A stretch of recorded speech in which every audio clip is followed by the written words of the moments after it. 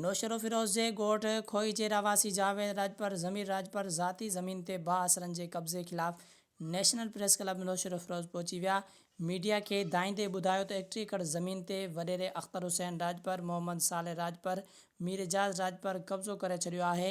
बाअसरनि पारां मौतमार धमकियूं मिली रहियूं आहिनि। वधीक तफ़सीलात जे लाइ नौशरो फिरोज़ मां असांजी लाइन ते मौजूद आहिनि आदिल अब्बासी।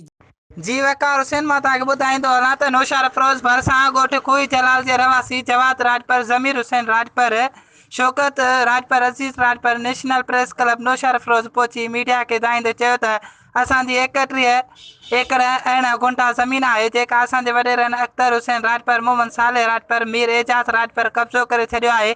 असांजी ज़मीन जा कागज़ बि असांजे नाले ते आहिनि। उन जी ज़मीन जो फ़ैसिलो बि असांजे हक़ में थियल आहे, मगर ही दहशतगर्दी करे असांखे मौतमार धमकियूं था ॾियनि। ज़मीन तां हथु खणो न त असां तव्हांखे मारे छॾींदासीं।